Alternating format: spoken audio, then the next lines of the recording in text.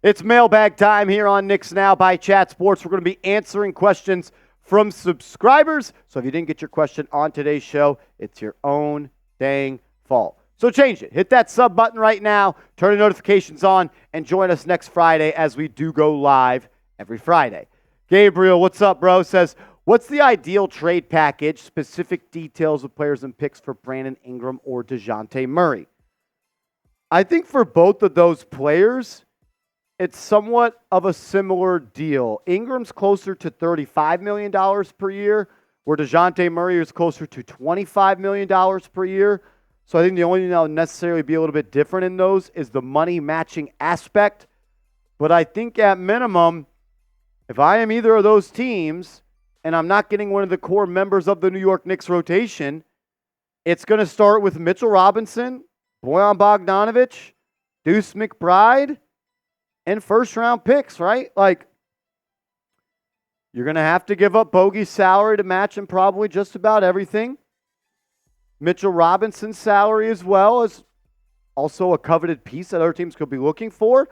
I think that a team like the New Orleans Pelicans would love a guy like Mitchell Robinson. I even think a young team, maybe like the Hawks, could use that or reroute that, as they do already have some centers, and they're probably going to draft Sarr in this year's draft. But I think for Murray, it's closer to Bogey and McBride and more picks, whereas Ingram is Bogey, Robinson, Deuce, and a pick or two. My question to the real ones is this. Who would you rather have on the Knicks next year? Is it Brandon Ingram or is it DeJounte Murray? Let me know your thoughts in the comments. NY2AZ, what's up? We can't get Bridges. How about Lauri Markkanen? My thought on Lauri is this. Well, I think we first have to start with my thoughts on Randall, which is I'm only trading Julius Randle if A, I get a better player, which I think Randall is a better player than Lauri Markkanen. 2-time All-NBA, 3-time All-Star, was going to be 3-time All-NBA again this year. I think Randall is better. But I would trade Randall for a less talented player if it was a better fit. And I do think Lauri is a better fit at that power forward position, in my humble opinion, for the New York Knicks. He just stretches the floor a little bit better. He's bigger. He can play some center for you. So to kind of wrap that up and put it in a bow, I would say that the only way I'm trading for Lauri is if I'm trading Randall for him straight up. Maybe a pick. But I don't think that Danny Ainge is going to be doing that. And I don't want to do business with Danny Ainge because Danny Ainge is only doing the deal if he kicks you in the dirt. And I bet that they would say, we want Randall, Deuce, and 4 first-round picks. And I just simply am not doing that. PK Sports, will the Knicks be a top 5 team next year? The Knicks are one of 3 teams to make it to the second round of the playoffs each of the last 2 seasons. It's the Boston Celtics, it's the Denver Nuggets, and it's the New York Knicks.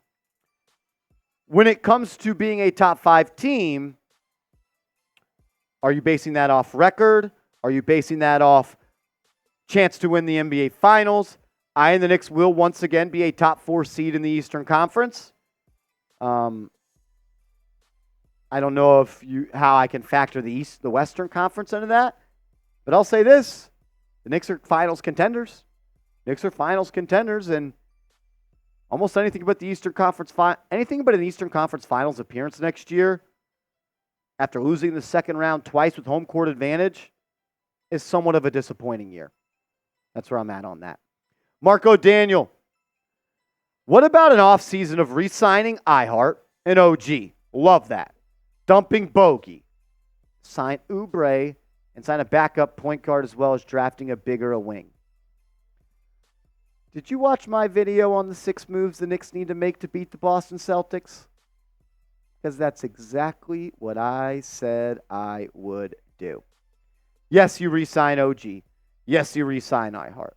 I would then non-guarantee / waive Bogey, save that $17 million, and then have the full mid-level exception at my disposal and look at players like Tyus Jones, Derek Jones Jr., Royce O'Neal, Kelly Oubre, Kyle Anderson, Najee Marshall, Sadiq Bey. Yeah, And then use the biannual exception for a veteran point guard like Beverly or like Chris Paul or Kyle Lowry. If you could add Oubre, Lowry, and draft a player in the offseason, I think you're better. That's if a star trade's not available. You got to find different ways and have different plans. But yeah, I'd be cool with signing Kelly Oubre. What about you?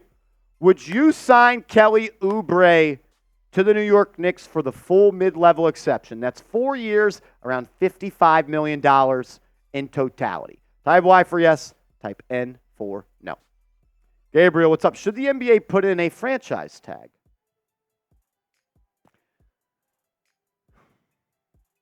I'd say no. No, because I think player movement is one of the most intriguing parts of the NBA offseason.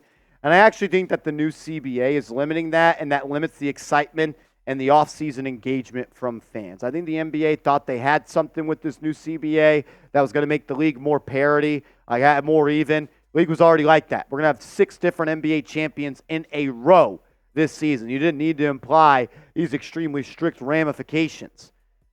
And the reason I would say no is because a rookie that gets drafted in the first round is in team control for 4 seasons, and then they're already restricted free agents, which means I can match any contract they sign. So think, for instance, if you draft a player in the first round, they're on your team for 4 years. Then they go out and sign an offer with another team for another 4 years. That means you can control a player for 8 seasons. You don't need a franchise tag. That would be my thought on that. Justin, so what's up, Marshall? What superstar would you trade for? And if there's not one available, what player would you want to add to provide efficient scoring for the Knicks to improve the team more? What superstar would you trade for? Well, there's a lot of superstars that I would trade for, Justin. But let's boil it down to the fact of realistic players. One, I don't think there's a single superstar that is available via trade. My definition of a superstar is someone that can be a 1A or a 1B on a championship team. Which one of those guys is available across the NBA right now? I don't know of any. 2, if there's not one available, what player would you want to add to provide efficient scoring for the Knicks to improve the team? If I'm looking at the starting lineup and players that are available, maybe a guy like Brandon Ingram. Maybe a guy like Dejounte Murray.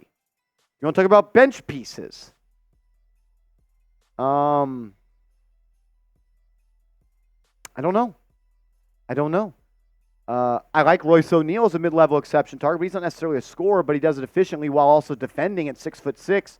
I like Oubre. I think Oubre would be a good fit for this team. Rough, rugged, defense, athleticism, can score.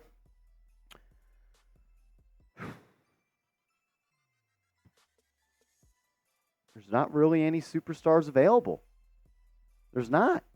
I'm looking at Murray and I'm looking at Ingram. Coming off the bench, I'd look at Malcolm Brogdon. Can you trade Bogey and a pick for Brogdon to be your point guard off the bench? There's just not a whole lot of get out there. Shipmaster Kyle, what's up, man? Says, if the Knicks could run it back, would you be okay with doing that? No. Because it will cripple you going forward. If you re-sign OG and IR, which the Knicks should absolutely do, and I'm praying that they do, and then you guarantee Bogey, you're a second apron team. And that makes the way that you're going to go about trying to build this team extremely difficult.